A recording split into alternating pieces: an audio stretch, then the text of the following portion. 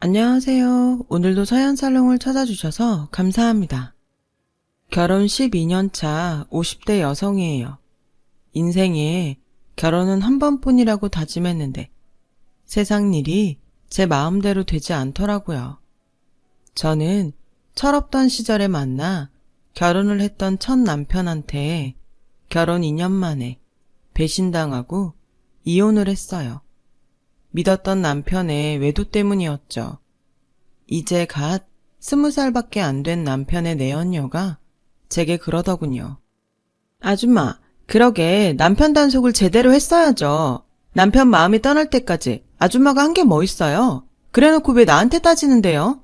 자기 남자 못 지킨 아줌마 죄예요. 그러니까 피해자인 척 그렇게 행동하지 마세요. 얼굴색 하나 안 변하고 오히려 저한테 홍게쪼로 덤비는 여자의 앞에서 저는 전투 의지를 상실했어요. 배신한 남편놈도 그렇고 유부남과 불륜을 저지르고도 창피한 줄 모르고 뻔뻔하게 나오는 애랑 더 싸워봤자 나만 더 비참해질 거라 생각했거든요. 그래서 더러워서 이혼하려고 했는데 직장 동료 언니가 그러더군요. 미쳤니? 그냥 순순히 물러나주게? 네 인생 망친 연놈들을 그냥 놔두면 넌 멍청해서 남편 뺏긴 여자로 남게 되는 거야. 그러니까 간통죄로 쳐 넣어. 평생 고개 빳빳이 못 쳐들게 법적으로 할 수 있는 거 다 하라고. 나이도 어린 년이 벌써부터 나쁜 것만 배워서는 누구한테 훈계질이야?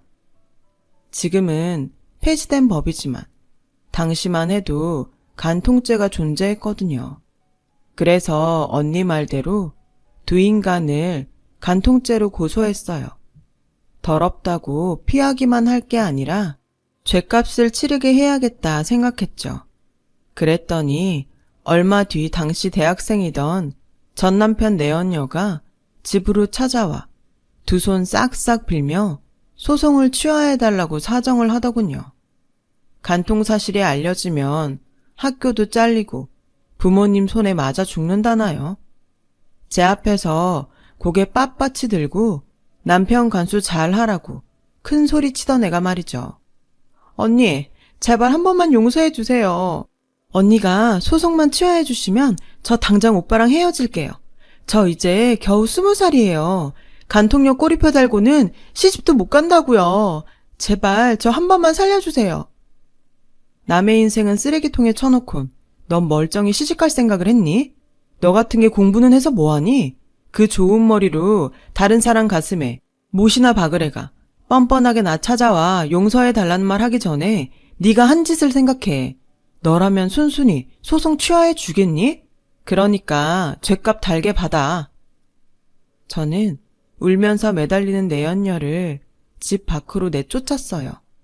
그 후로도 남편과 내연녀가 번갈아 가며 소송을 취하해달라고 찾아왔지만 문도 열어주지 않았죠. 결국 첫 번째 남편과 저는 그렇게 이혼을 하게 되었어요. 29에 이혼녀가 된 저는 이후 남자와는 담을 쌓고 살았어요. 누군가를 만나는 게 겁이 나더라고요. 이혼녀라는 걸 밝히는 것도 힘들었지만 남자한테 또 다시 배신을 당할지 모른다는 생각에 쉽게 마음이 열리지 않더라고요. 그렇게 저의 20, 30대가 지나갔어요. 주변에선 과부 수절하는 것도 아니고 왜 그러고 서냐고 했지만 마음이 내키지 않는 걸 어쩌겠어요. 그런데 이렇게 꽁꽁 얼어있던 제 마음을 녹여준 남자가 생겼지 뭐예요. 그날 저는 여름 휴가를 받아 모처럼 머리를 하려고 집 근처 헤어샵을 찾았던 참이었어요. 딱히 단골 헤어샵이 있는 것도 아니라서 오픈 기념 30% 할인을 한다는 말에 돈 좀 아껴보자고 찾아간 거였죠. 그런데 가게에 들어서자마자 깜짝 놀랐지 뭐예요. 글쎄 헤어샵 주인이 남자더라고요. 게다가 직접 머리도 맡아 한다나요? 그 말에 내심 잘못 들어왔다 싶었어요. 남녀 차별을 한 건 아니지만 왠지 남자 헤어 디자이너는 불편했거든요. 큰 헤어샵이야 어떨지 모르지만 동네 헤어샵의 남자라니. 그런 제 속마음을 알아챘는지 남자가 제게 그러더군요. 남자라서 불편하세요? 그러시면 머리 안 하셔도 돼요. 그래도 오픈 날이니까 앉아서 떡이랑 커피라도 드시고 가세요. 보다시피 가게에 손님도 없고 저도 좀 심심해서요.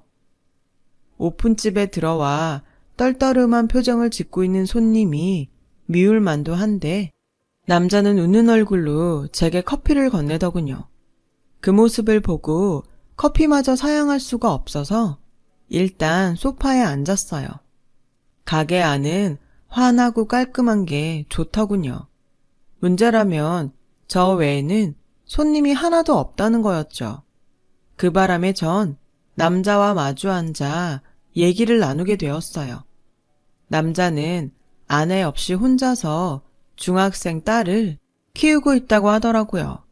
기껏해야 30대 초반 정도로 보였는데 40이 넘었다는 거 있죠. 요즘처럼 경기가 안 좋을 땐 큰 샵에서 월급 받으며 일하는 게 안정되고 좋긴 한데 딸애 때문에 도저히 안 되겠더라고요. 여자애라 아무래도 걱정이 돼서 밤늦게까지 혼자 둘 수가 없어서요. 비록 가게에 딸린 집이지만 그래도 딸애를 옆에 끼고 일을 할 수 있어서 얼마나 다행인지 몰라요. 게다가 제 샵을 차리는 게 꿈이었는데 어쨌거나 그 꿈도 이루게 됐고요. 이래봬도 청담동에 있는 유명 샵에서 갈고 닦은 솜씨라 실력만은 누구보다 자신 있어요. 노력은 배신을 안 한다고 그동안 열심히 해왔거든요. 그러니까 언제든 마음 바뀌시면 한번 와주세요. 부드럽지만 자신감 있는 남자의 눈빛에 믿음이 가더라고요. 그래서 머리를 하게 되었어요. 남자는 그러지 않아도 된다고 한사코 사양을 했지만 어차피 머리 하려고 들어온 거니까 그냥 해달라고 했죠. 그렇게 가운을 걸치고 자리에 앉았고 남자는 제 모발 상태를 확인하더니 건강한 모발이라서 따로 영양제는 쓰지 않아도 되겠다고 하더군요. 지금까지 매번 강요하듯 영양제도 해야 한다던 다른 헤어샵과는 달랐어요. 그래서 더 믿음이 가더라고요. 남자가 제 머리에 롯들을 마는 사이 동네 아줌마들이 가게에 들어왔어요. 저처럼 주인 남자를 보고는 이내 발길을 돌리려던 아줌마들은 머리를 하고 있는 저를 보고는 갈등을 하는 눈치더군요. 그러더니 오픈 세일하는 거 맞아요? 하고 물으시곤 다들 소파에 앉았죠. 남자는 손님들한테 떡과 커피를 내어주곤 다시 제 머리를 말기 시작했어요. 그리곤 저한테 덕분에 손님이 늘었다며 고맙다고 하더군요. 다행히 파마도 잘 나왔고 30% 할인까지 받은 덕에 저는 기분 좋게 집으로 돌아올 수 있었어요. 그리고 그 후 헤어샵을 지날 때마다 남자와 눈인사를 나누게 되었죠. 오픈한 지 얼마 안 돼 남자의 헤어샵은 동네 사랑방이 되었어요. 가격도 적당하고 무엇보다 정직하게 장사를 한다는 걸 다들 알았으니까요. 그렇게 3개월쯤 지난 어느 날이었어요. 퇴근 후 친구랑 영화를 보고 오느라 11시가 다 돼서야 집에 오게 되었는데 헤어샵에 불이 켜져 있더라고요. 평소 같으면 불이 꺼져 있을 시간이라 전면 창 너머로 안을 훑어봤는데 글쎄 안에서 남자가 중년 여성이랑 싸우고 있더라고요. 중년 여성은 남자의 멱살을 쥐고 흔들며 고래고래 소리를 치고 있었어요.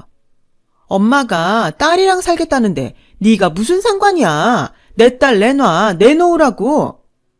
그러고 보니 남자가 혼자 딸을 키우고 있다고 했던 말이 생각났어요. 아내에 대한 말이 없길래 내심 사별한 게 아닐까 생각했는데 대화 내용을 들어보니 이혼을 한 거였더라고요. 괜히 남의 일에 끼어들기 싫어서 저는 그대로 집으로 돌아왔어요. 샤워를 하고 TV 앞에 앉았는데 마침 맥주 광고가 나오더라고요. 그걸 보니 어찌나 맥주가 땡기던지 금요일 밤이라 다음날 출근 걱정도 없고 해서 집 근처 편의점에 맥주를 사러 나갔어요. 그런데 남자가 편의점으로 들어오더군요. 남자는 제 손에 들린 캔맥주를 보더니 같이 한잔 하겠냐고 했죠. 그래서 우린 편의점 앞에 놓인 야외 테이블에 앉아 맥주를 마셨어요. 남자는 말없이 연거푸 맥주를 마셨어요. 그가 부인이랑 싸우는 걸 본 저는 왠지 남자가 가엾게 느껴지더라고요. 그래서 저도 모르게 툭 말이 나와버렸죠. 기운 내세요. 제 말에 남자는 놀라는 표정이었어요. 그 순간 내가 실수를 했구나 싶었죠. 사실은 아까 가게 앞을 지나다가 아내분이랑 다투시는 걸 봤어요. 남자는 잠시 말이 없더니 그러더군요. 3년 전에 이혼했어요.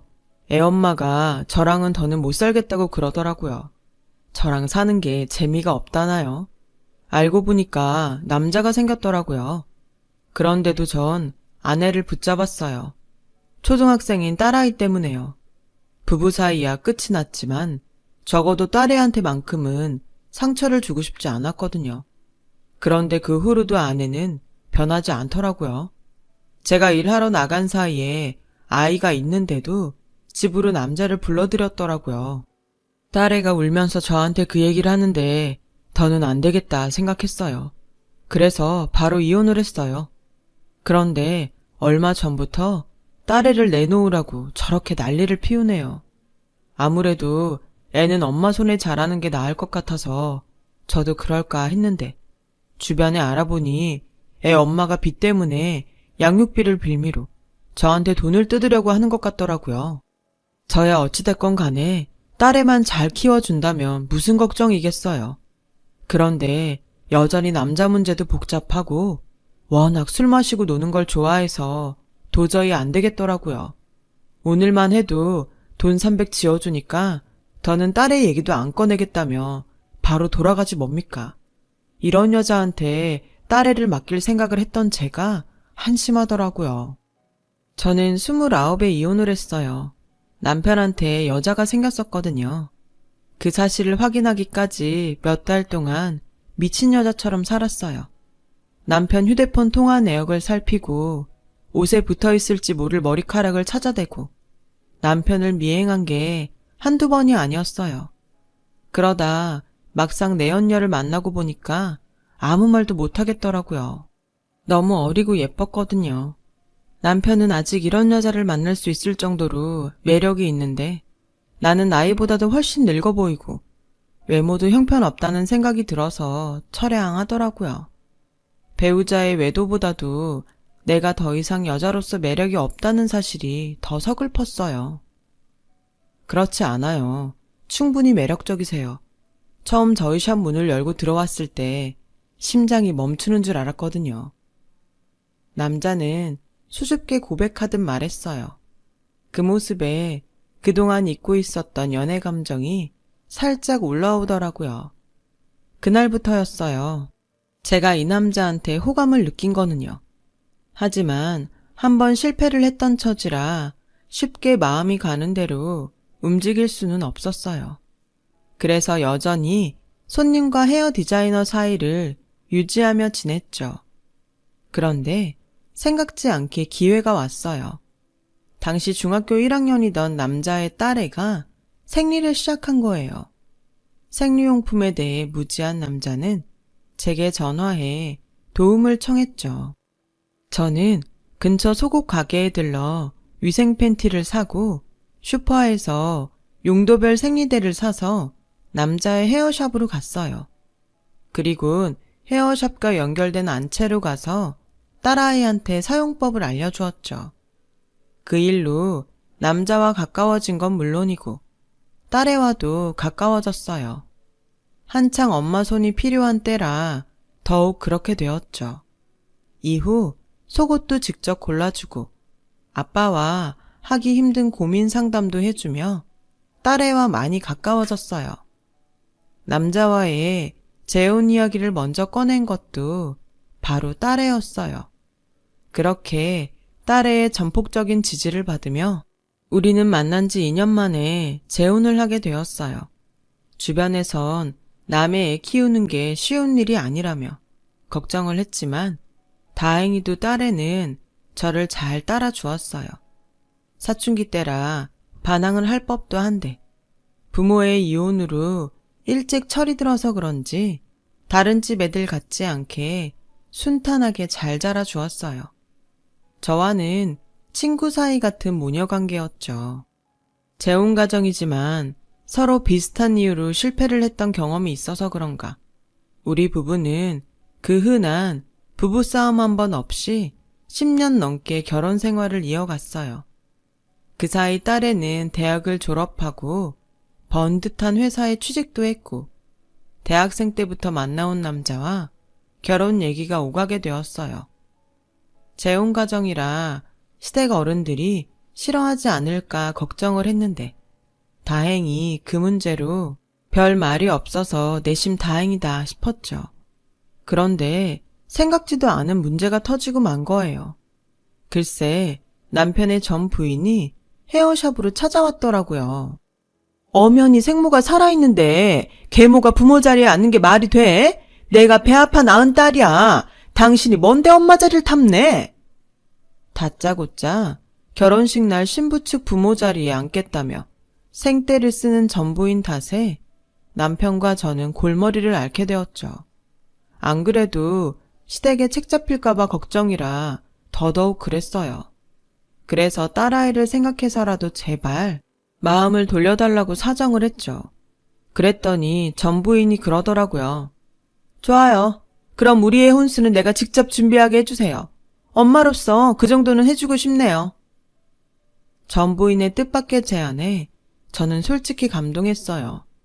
그동안 딸애한테 못해준 엄마 노릇을 뒤늦게나마 혼수로 갚으려고 그러는 거라고 생각했으니까요. 그런데 알고 보니 그게 아니더라고요. 뭐? 전부인이 혼수 자금을 계좌로 보내라고 했다고? 그게 무슨 소리야? 자기 입으로 혼수는 직접 자기가 준비하겠다고 했잖아? 글쎄 알고 보니 혼수용품은 자신이 딸애랑 다니면서 골라줄 테니 돈은 남편 보고 내라고 했다는 거예요. 딸애한테 혼수 비용을 자기가 대주는 걸로 해주면 결혼식장엔 얼씬도 안 하겠다나요? 딸한테 생색은 자신이 내고 돈은 우리한테 내라 이거죠. 괘씸하기는 했지만 딸애를 위해서 우리 부부는 그러기로 했어요. 남편은 이 일로 제게 많이 미안해했어요. 당신이 나한테 미안할 게 뭐야. 그 여자가 염치 없는 거지. 그 여자 심보는 고약하지만 그래도 우리 딸 책 안 잡히게 해주자고. 우리 부부는 전부인 요구대로 딸애한텐 친모가 혼수를 해주는 걸로 얘기했어요. 그 말에 딸애는 많이 놀라면서도 감동한 눈치더라고요. 며칠 뒤 친모와 가전제품을 고르기로 한 딸애는 점심때쯤 집을 나섰어요. 그런데 약속 장소에 도착한 딸이 다급히 남편한테 전화를 했더라고요. 약속 시간이 지나도록 엄마가 안 나오길래 전화를 했더니 없는 번호로 나온다고요. 순간 남편 얼굴이 하얗게 질렸어요. 그리곤 이내 떨리는 손으로 전부인에게 전화를 걸었죠. 하지만 없는 번호라는 자동 메시지를 듣고는 자리에 털썩 주저앉고 말았어요. 남편은 혼이 나간 사람처럼 멍한 표정으로 한참을 주저앉아 있었어요. 그리곤 제 얼굴을 보자마자 눈물을 글썽이더군요. 여보, 어쩌지? 그 여자가 우리 예림이 혼수 비용 들고 도망친 것 같아. 남편 입을 통해 그 얘기를 듣는데 순간 우라가 치밀더군요. 하지만 돈보다는 남편이 걱정이었죠. 그래서 분한 마음은 꾹꾹 누르고 남편부터 다독였어요. 괜찮아. 그 돈 없다고 우리가 당장 어떻게 되는 것도 아니잖아. 기운 내요. 일단 내가 예림이 만나서 혼수 장만부터 할 테니까 당신은 아무 걱정하지 말고 정신 차려요. 알았죠? 그 길로 저는 딸애가 있는 약속 장소로 달려가 예정대로 가전제품을 골랐어요. 급한 대로 카드로 긁고 며칠 뒤 대출을 받아 혼수 비용을 마저 채웠어요. 딸애한테는 친모한테 일이 생겨서 혼수 비용만 건네주고 갔다고 둘러댔죠. 딸의 가슴에 못 박기 싫어서 그렇게 둘러댄 거였는데 이제와 생각하니 그때 솔직히 말할 걸 그랬다 싶더라고요. 아무튼 우여곡절 끝에 딸애는 무사히 결혼식을 올릴 수 있었고 그 후로 전 부인한테는 연락이 없었어요. 그러다 2년이 지난 어느 날 전 부인이 딸애한테 연락을 했더라고요. 딸애는 우리 부부가 걱정할까봐 쉬쉬하고 있었는데 추석 때 모처럼 모여서 밥을 먹는 자리에서 사위가 딸애 몰래 그 얘기를 하더라고요. 많이 아프신 모양이더라고요. 예림이가 그러는데 병원에서 수술도 안 되고 딱히 치료제도 없다고 했대요. 근데 요양원 얘기를 하시더래요. 병원에서 가망이 없다던 분들도 그 요양원에서 완치되셨다면서 요양원비가 없으시다고 자꾸 예림이한테 돈을 보내달라고 그러세요. 이 여자가 이제는 하다하다 딸한테 목숨을 담보로 돈을 요구하고 있더라고요. 그 얘기를 듣자마자 남편은 들고 있던 젓가락을 집어 던졌어요. 마침 그때 화장실에서 돌아온 딸은 평소와 다른 아빠의 모습에 놀랐고요. 예림이 너 그 여자랑 연락하니? 너한테 요양원비 해달라고 협박했다며. 왜 아빠한테 그 얘기 안 했어? 그런 일이 있었으면 아빠한테 말을 했어야지. 당장 그 여자 번호 대. 어서. 아빠, 진정하고 내 얘기 좀 들어봐. 아무리 아빠하고 남남이 됐다지만 그래도 나한테는 엄마야. 엄마 나 결혼할 때 없는 살림에 혼수 비용까지 챙겨줬는데 나도 엄마한테 뭐라도 해줘야지. 게다가 시한부 판정까지 받았다잖아. 엄마 이렇게 죽으면 나 미안해서 못 살아. 그러니까 엄마에 대한 아빠 감정 나한테까지 강요하지는 마. 그 여자가 자기 입으로 그러든 없는 살림에 네 혼수 비용까지 댔다고? 애초에 그 여잔 돈 한 푼 낸 적 없어. 네 혼수 비용 된 건 이 사람이야. 오히려 기껏 마련한 네 혼수 비용을 그 여자가 들고 날라서 여기 이 엄마가 대출받아 다시 마련한 거라고. 그래놓곤 이제 와서 딸한테까지 그런 거짓말을 해? 남편을 통해 혼수 비용에 대한 전말을 들은 딸애는 믿을 수 없다는 표정이었죠. 다른 사람은 몰라도 자기를 낳아준 친모가 딸 혼수 비용을 훔쳐 도망갔다는 걸 어떻게 믿겠어요. 그래? 이 아빠 말을 못 믿겠으면 그 사람 입으로 직접 들려주마. 남편은 딸애를 시켜 전 부인한테 돈을 줄 테니 만나자고 연락을 했어요. 돈 준다는 말에 전 부인은 다음날 바로 남편한테 만나자고 전화를 했더군요. 그래서 남편과 저는 녹음기를 들고 전 부인을 만나러 약속 장소를 향했어요. 돈을 받을 생각에 전 부인은 한 걸음에 달려왔더군요. 자리에 앉자마자 다짜고짜 돈은 가져왔냐고 묻는데 정말 인간 같지도 않더라고요. 많이 아프다고 들었어요. 요양원비가 필요하다고요? 그런 얘기라면 예림이한테 부탁할 게 아니라 저희한테 했어야죠. 예림이 혼수비용 훔쳐간 것도 모자라 어떻게 딸한테 매번 이런 짓을 하세요? 그러고도 엄마라고 할 수 있어요? 그러자 전 부인이 코웃음을 치며 그러더라고요. 딸, 고개 쥐방울만 할 때 나한테 무슨 짓을 했는지 알아? 내가 딴 남자 만나는 거 지 아빠한테 꼰지른 게 걔야. 지 아빠한테 나랑 이혼하라고 한 게 그년이라고. 딸, 웃기고 있네. 세상에 어떤 딸년이 지 부모한테 이혼하라는 소리를 하냐고. 그녀는 내 딸도 아니야. 그때였어요. 언제부터 있었는지 모르겠지만 뒷자리에 앉아있던 딸애가 저희 테이블로 다가왔어요. 눈물이 그렁그렁한 눈으로 주먹을 부들부들 떨고 있더군요. 이런 사람을 엄마라고 믿었던 내가 미친년이었네. 그러고도 엄마가 사람이야? 오죽하면 딸인 내가 아빠한테 이혼하란 소리를 했겠어. 엄마가 집에까지 불러들여 죽고 못 살 것처럼 굴던 그 남자 내 친구 아빠였어. 난 엄마 때문에 제일 친한 친구도 잃었고 졸업 때까지 괴로웠어. 엄마가 마음대로 산 덕분에 아빠도 나도 내 친구 가정까지 모조리 파괴했다고. 그래놓고 엄마가 할 말이 있어? 내 탓을 할 자격이 있냐고. 병 걸렸다고? 그럼 진단서 가져와봐. 엄마가 콩으로 매주를 쓴다고 해도 난 절대 못 믿으니까. 아참, 이제는 내 엄마도 아니지? 내 엄마는 여기 이분이니까. 경고하는데 앞으로 우리 엄마 아빠한테 돈 뜯어낼 생각 꿈에도 하지 마. 내가 지구 끝까지 가서라도 뜯어 말릴 테니까. 딸애는 우리 부부 손을 끌고 밖으로 나왔어요. 그리곤 제 품에 안겨 한참을 울더군요. 아이처럼 엉엉 우는 딸애를 보니 가슴이 무너지는 것 같았어요. 남편과 제가 딸애한테 너무 모진 짓을 한 것 같았거든요. 그래서 우리 부부도 많이 울었어요. 하지만 우리 부부의 걱정과 달리 딸애는 오히려 지금이라도 친모의 본심을 알게 돼서 다행이라고 하더군요. 안 그랬더라면 앞으로 무슨 일이 있을 때마다 질질 끌려다녔을 거라고요.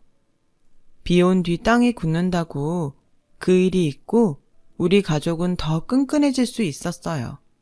이제야 진짜 가족이 된 것처럼 말이죠. 그런데 얼마 뒤 충격적인 소식이 들려왔지 뭐예요. 그건 바로 전 부인의 죽음이었죠. 죽을 병에 걸렸다며 딸애와 우리 부부에게 돈을 뜯으려 했던 전 부인이 정말 시한부 판정받고 세상을 떠난 거예요. 물론 자신이 죽을 병에 걸렸다는 건 죽을 때까지도 몰랐다더군요.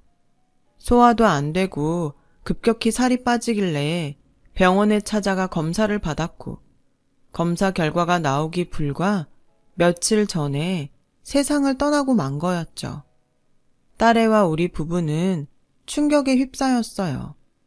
사람이 죽고 사는 게 정말 한순간이란 생각이 들더군요. 어쩌면 마지막까지 우리를 찾아와 그런 악독한 짓을 벌였던 건 딸애와 정을 떼기 위해 그랬던 건 아닐까 하는 생각도 들었어요. 한때는 정말 많이 미워했던 사람이지만 이렇게 세상을 떠나고 보니 불쌍하다는 생각이 들더라고요. 아내로서 그리고 엄마로서 조금만 더 진정 어린 모습을 보였더라면 그래도 마지막 가는 길이 지금보다는 덜 외롭지 않았을까 하는 생각이 들어서요. 그리고 지금 옆에 있는 가족들이 새삼 더 소중하게 느껴지더라고요. 삼가 고인의 명복을 빌면서 제 사연을 마칩니다. 감사합니다.